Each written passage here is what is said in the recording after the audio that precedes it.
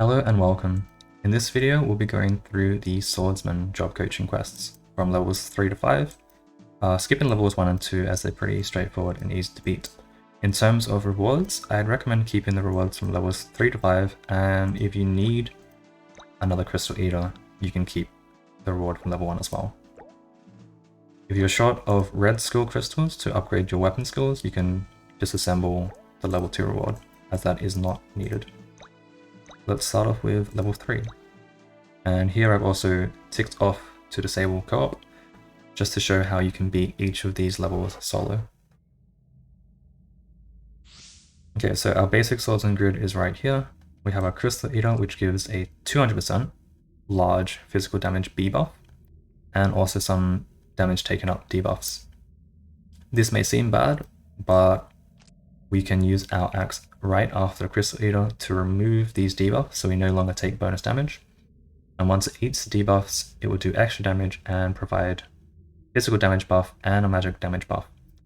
The magic damage buff is useful as it buffs our 2 Holy Stiletto Jewel Blades here as they deal damage. They deal magic damage. Finally, we have a Holy Buster, which we will keep for our Dragonkin nuke, as that does 3 times damage. However, for this battle, it's pretty fast, and we shouldn't actually need to Dragonkin. There's also 3 Fruit-of-Fruits if you feel the need to heal. So first up, Crystal Eater, get our buff, and that will buff the Greatsword, buff our axe, and then our axe will remove the buffs. We're going to use Water Holy Stilettos first since it's a fire enemy, and finish off with our Holy Buster.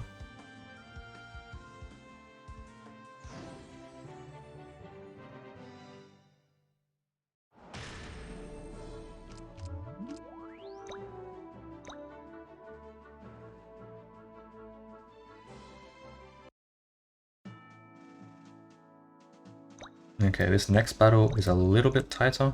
We have to be a bit more careful as there will be 2 enemies attacking us. So once again, we have our Crystal Eater to buff our axe to get rid of our debuffs and buff our Jewel Blades. And we also have Stone Edge, which is a backline buff weapon, and it has the same physical damage buff as Crystal Eater, which means if we use Crystal Eater and then Stone Edge, it will keep the 200% buff as we go to the back row. It's a useful back weapon to have.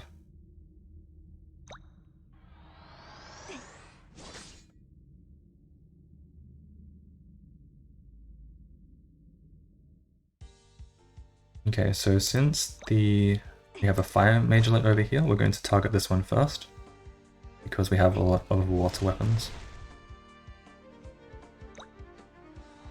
Making sure to use our water weapons first to do more damage.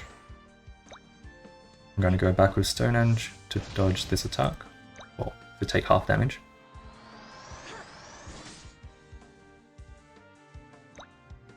We don't have time to dodge that one, so we're just going to continue attacking. Finish off with those Jewel Blades. I'm actually going to go back and heal now. And then use Crystal Eater again, and you can see our gorge is now full. And we will DK the axe.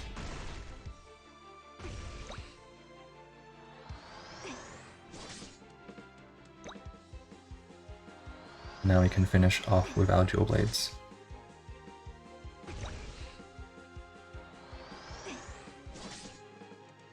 So if you need to, you can use the Fruit-of-Fruits more often to heal up a bit more. As you can see, my health is quite low. But you don't need to use them that often if you follow that rotation.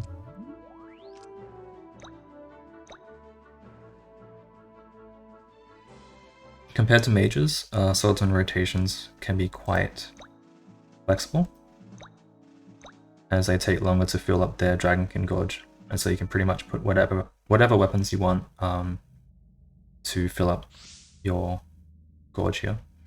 Okay, so now we have 3 Jewel Blades, Crystal Eater, Axe, our Nuke, which is our Holy Buster, and 2 Stone Edges to back with. For this battle, we should be able to get a full rotation going. As you can see, most of the weapons are light element, So I assume the boss will be dark, which means we can do bonus damage against it with them. Let's go ahead and start. So this time you should see a full Swordsman rotation with this basic grid. So first off, Crystal Eater to buff, and then Axe to remove our debuffs. And then we can start with our light element dual blades first, since they do more damage against a dark boss. Going to go back row with Stone Edge to take half damage from this attack. It missed anyway. And then forward again with our dual blades.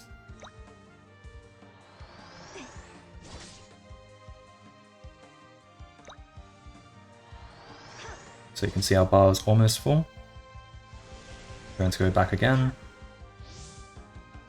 Dodge this attack. And then we can go forward with our Crystal Eater. Our Gorge is full. We can nuke with our Holy Buster. And then finish off with our Axe.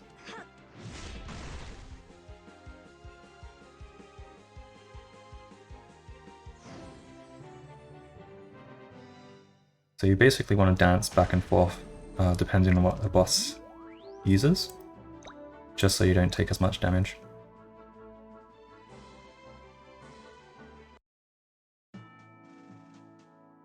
That wraps up the Swordsman job coaching quests. Thank you for watching.